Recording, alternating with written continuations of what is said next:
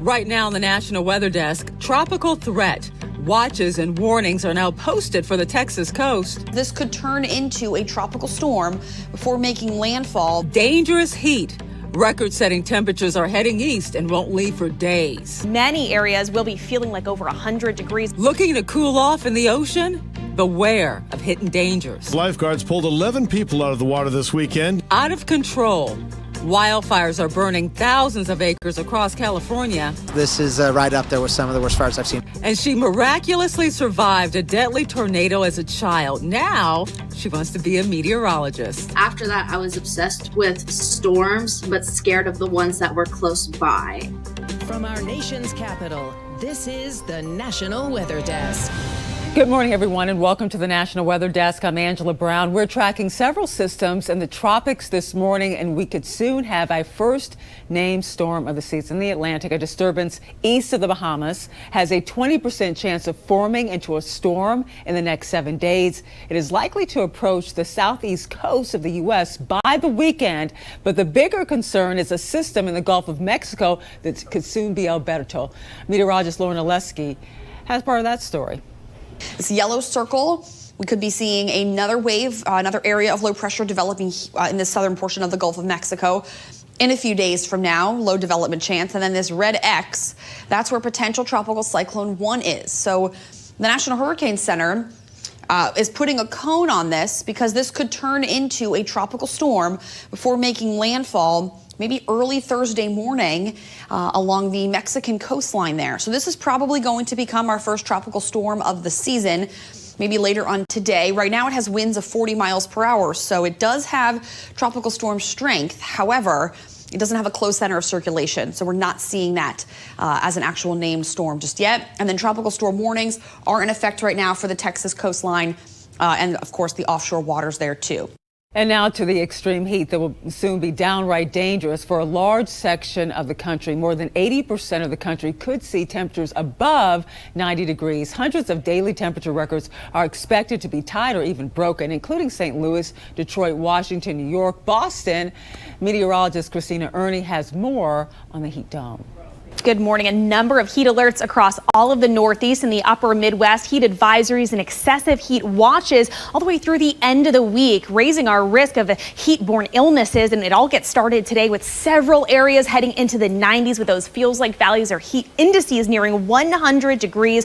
It's really Wednesday and Thursday with that peak heat and humidity. Areas like Chicago heading up near that 95-degree mark, but feeling like well over 100. And we really begin to tap into those 90s throughout the Northeast, like Providence, Rhode Island, up near that 90-degree mark by Thursday. That's when many areas will be feeling like over 100 degrees. Also, potentially record-breaking Augusta, Maine, nearing their record high of 95. Same with Pittsburgh and Cincinnati by Thursday. I'm meteorologist Christina Ernie for the National Weather Desk.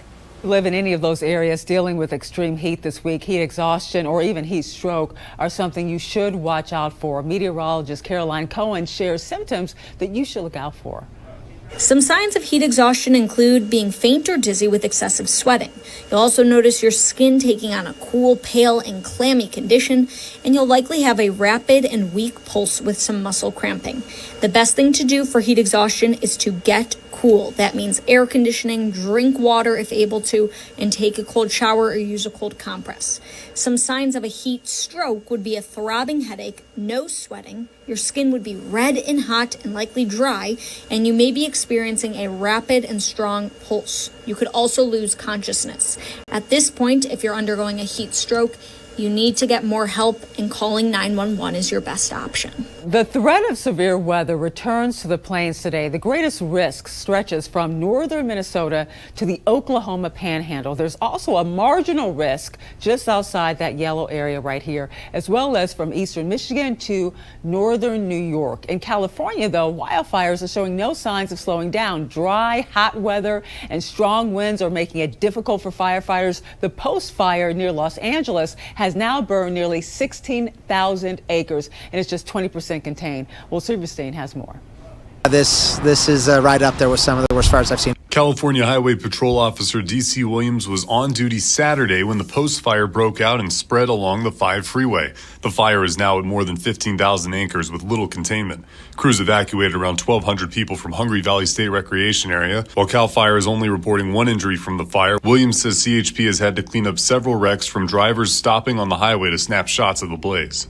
People trying to look at the fire, looking at the smoke, looking at the flames that they could see. We had people stopping in the center divider, right shoulder, taking those pictures, which is extremely dangerous. While the cause of the fire remains under investigation, Williams reminds drivers to make sure their vehicles are not the cause of any future flames. And if you're pulling a trailer, make sure those chains are not dragging. Make sure you've got an emergency kit, because there still could be some closures off and on. Taking a look there, you can see those fire lines. Those are set up by fire crews and landowners, people that live in this area, to try and prevent fire from spreading.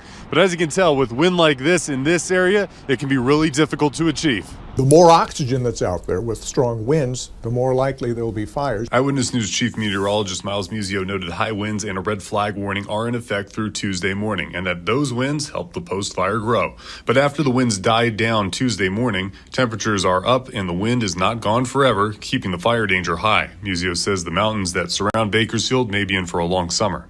Winds are much more prolific in that area. They'll be much stronger, and it's very dry up there. So yeah, the mountains, it's going to be kind of a long fire season. Evacuations are underway in a small village in New Mexico as a wildfire there is actually expanding. The South Fork fire has burned at least 5,000 acres. So far, there have been no reports of any injuries. Evacuations are complicated, though, by road closures due to falling ash from that fire. A storm tore through portions of Ohio Monday, closing down roads, pulling down trees, and power outages were reported around the Cleveland area. Crews were cleaning up damage in the afternoon, helping remove debris from roads and also restoring power. Many people were surprised how strong the storm was. We were actually at McDonald's when it came through. It was hard. It was hitting hail and the wind sideways. I made him stay inside when it got over with when we came home.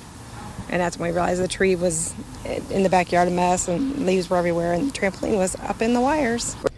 And although a few homes in the area were damaged by falling trees, there are no reports of any injuries from that storm. As temperatures rise this week, many of you will look to cool off in the ocean, but you must remain aware of rip currents. And in some places, the water is still very cold as well. As Maine reporter Brad Rogers shows us, lifeguards are already rescuing swimmers. Well, right now the water temperature is in the 50s, even on Maine Lake. So hypothermia is certainly one concern. Strong hidden currents are another danger. There's just so many kids in this area. And the weather's going to be hot, so we're going to have more people heading to unsafe areas. Firefighters encourage families to swim in places with lifeguards. Starting Wednesday, Old Orchard Beach lifeguards will be on duty from 9 to 5, just in time for an early summer heat wave. When it's 100 degrees on the beach or 90 degrees on the beach with the heat index, then they're going to go in the water just to cool off. Captain Keith Willett says his lifeguards pulled 11 people out of the water this weekend, including a father, son, and 3 others caught in a rip current. We saw all the lifeguards coming from everywhere. There were seven of them. Could you see the rip current? Yeah, yes. It was just going out, but it wasn't coming back in. There's a couple of sandbars that have formed over the winter from the storms. We have the 2 sandbars on each side and the rip currents running right out through there. We've got the med bag in here. Right now, firefighters here are training about 24 new lifeguards to be ready for whatever happens. That's our duty, is to take care of the beach, make sure everyone's following all our protocol, and if we have to go into the water and rescue somebody, then we'll just be on it. And while we've been talking a lot about extreme heat, it still looks very much like winter in the mountains of Montana. Look at this. A storm moved in to the area on Sunday, covering higher elevations and several inches of snow in some areas. Several photos were sent into our Montana station showing some snow-covered backyards right there. Drier air is expected to move into the area on Wednesday, bringing a warming trend that will last through the weekend. And coming up on the National Weather Desk, from tornado survivor to meteorologist student, how a brush with death as a child led one young woman to a life dedicated to the weather. And we'll explain why everything you know about heat lightning could be wrong.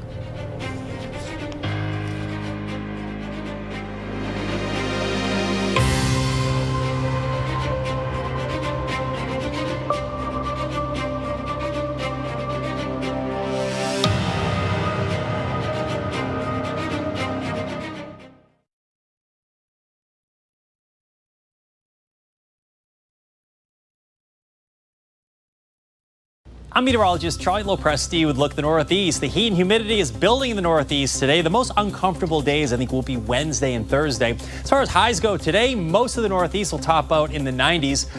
It won't be quite as hot near the immediate coastline. There you'll be in the 80s. We'll enjoy a lot of sun today. It's going to be hot and humid, though. Temps will be running the 80s and 90s. That's 2 o'clock in the afternoon. There may be a stray shower or thunderstorm. Will increase that chance for a thunderstorm Wednesday and Thursday with high heat and humidity.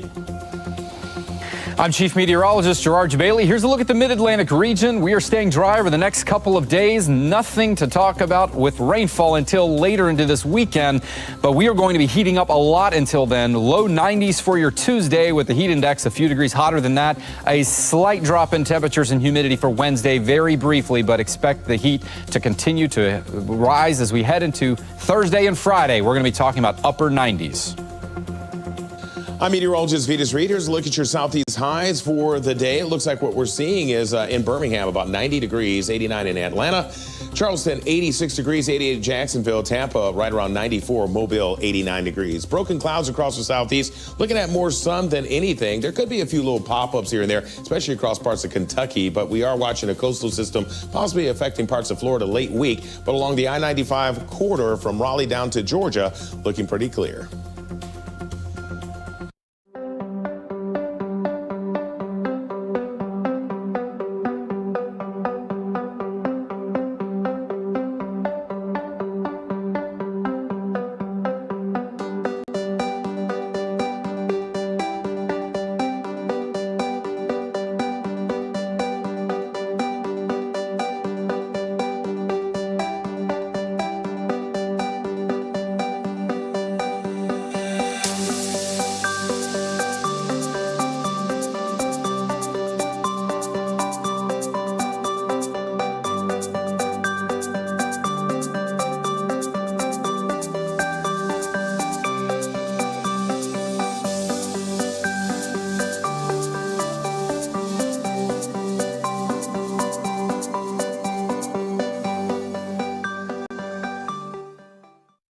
Weather Window, presented by the National Weather Desk. This is one of Utah's natural geological formations. It's called the Devil's Slide, located an hour outside of Salt Lake City and near the Wyoming border.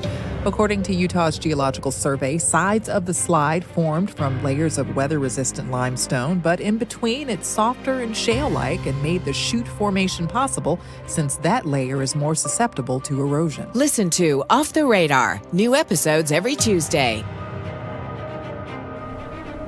Aria Vargas was just 8 years old when a tornado destroyed Moore, Oklahoma in 2013. She was pulled out of the wreckage, but that EF5 twister took the lives of her 2 younger sisters. 11 years later, she is finishing her freshman year as a meteorology student at Texas A&M. She spoke to Emily Gracie about that heartbreaking day and why she is now choosing to chase the storms that once terrified her.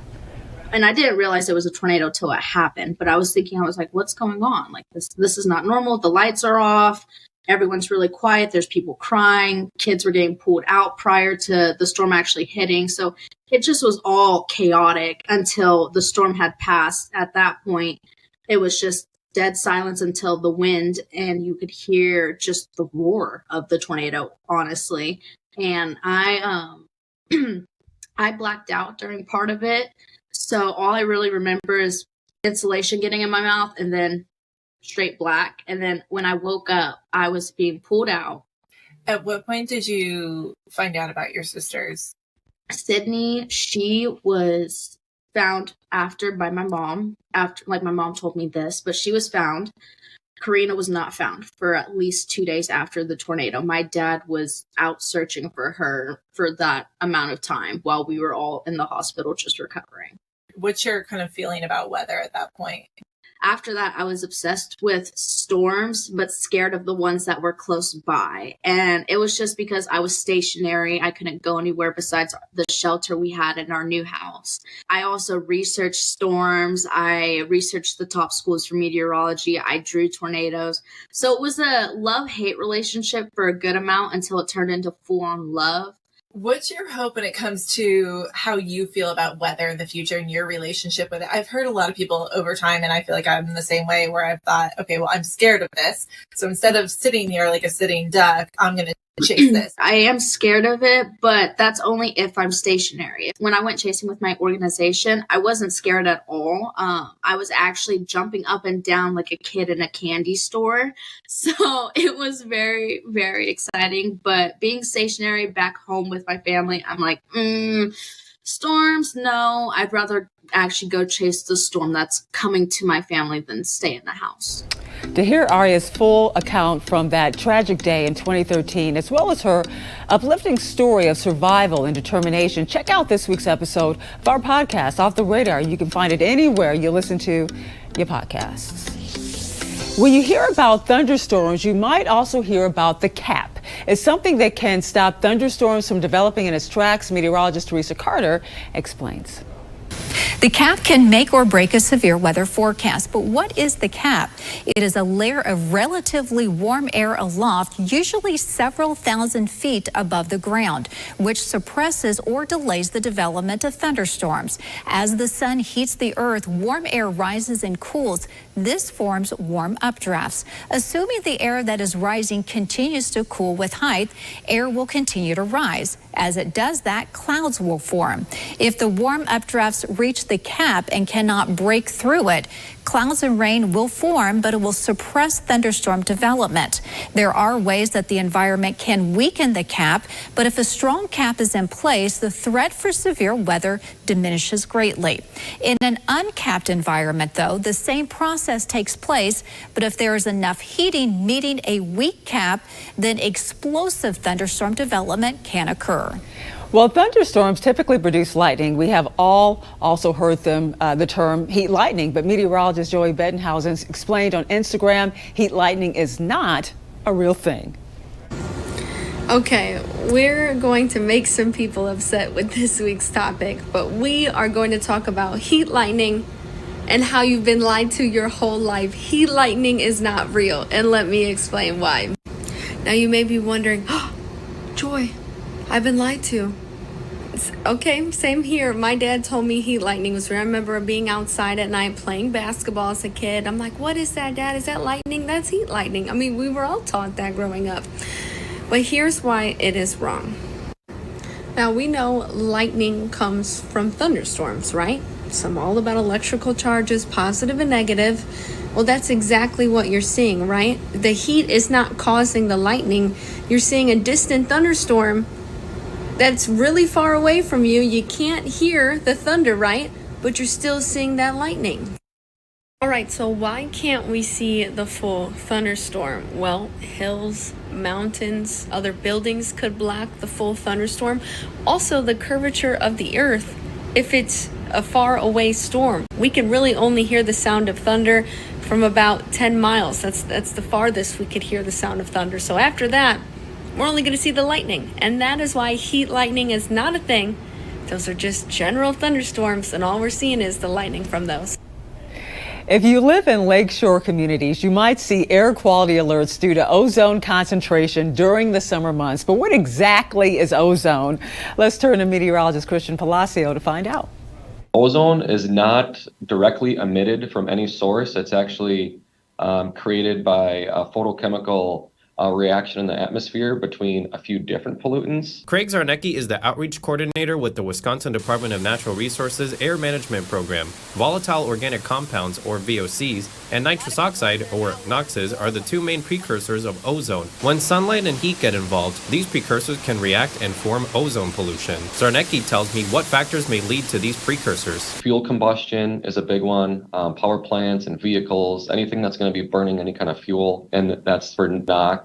And then VOCs, other things, paint stains, cleaning products, things like that. But majority is from, fuel combustion. But what are the reasons why ozone concentrates over the lakeshore? Today, we have southwesterly winds, we have high temperatures, mostly sunny skies, which is going to help create that ozone. And then there's going to be a lake breeze later today that's going to help push those pollutants onto shore. So we have those larger urban areas, a lot of vehicle traffic, a lot of industry to our south. Those emissions blow out over the lake. And ozone can cause a number of health issues. It can reduce your lung function if you have bronchitis, emphysema, and can even increase asthma attacks. Children, the elderly, those who are pregnant, and others with respiratory issues are considered sensitive groups. But there are ways to avoid or reduce your chances of exposure. We ask that people in those groups try to make their outdoor activities shorter, less intense. Another idea is to schedule your outdoor activities in the morning, since ozone concentrations are significantly lower before the conditions turn ripe during the heat of the day.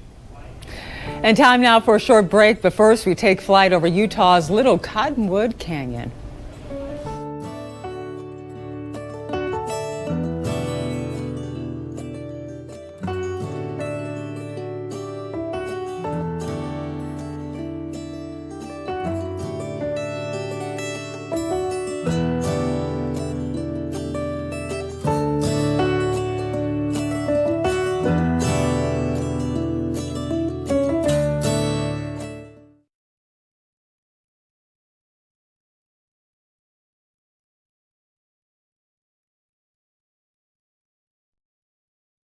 Well, a very good Tuesday morning, everyone. I'm meteorologist Andrew Buck-Michael. We've got some scattered thunderstorms across the Midwest for the day today, and it's going to be a very warm day, with the exception of North Dakota. Look at that, 58 degrees for the high temperature to the far north there. As we continue on into the day tomorrow, we're going to stay in the 90s across a lot of the southern part of the Midwest. More thunderstorms working their way across the plains, and we're going to deal with more scattered thunderstorms on Thursday. However, most of the southern Midwest staying dry for your Thursday. Good morning, I'm meteorologist Alex Garcia. Here's a look at your regional weather. Very warm, very humid right up along the coastal areas from Louisiana to down into Texas. A little better as you get up toward the North Texas area and back up in Oklahoma and Little Rock. We'll be watching tropical moisture and tropical development down in the Gulf. That'll punch a lot of Gulf moisture in. That could mean rain chances coming up along the Texas coast and a lot of humidity as well. Temperature-wise, it'll be impacted by the clouds. I'm meteorologist Alex Garcia. That's a look at your regional weather. Well, hi there, everybody, and a good Tuesday morning to you. I'm meteorologist Shannon O'Donnell. Out west is still terribly hot in the Valley of the Sun, no less. Back into the triple digits out of Phoenix, and right behind it is Vegas at 93. June gloom keeping coastal California in the low 70s, pretty reasonable. Gusty winds and mountain snow, however, as this area of low pressure, our current weather maker, drops over the Continental Divide and into Yellowstone National Park today. And that's the scene from here.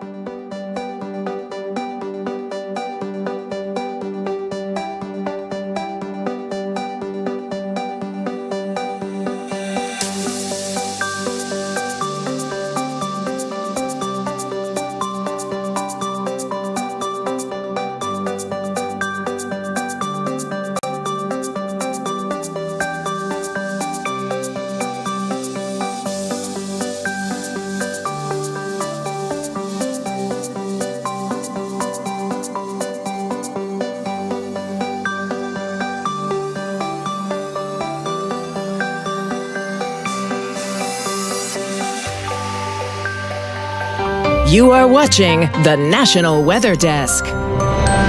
It's expected to be a warm week in Reno, Nevada. So as meteorologist Matt Monroe explains, it's a good time to visit the region's chief waterway, the Truckee River.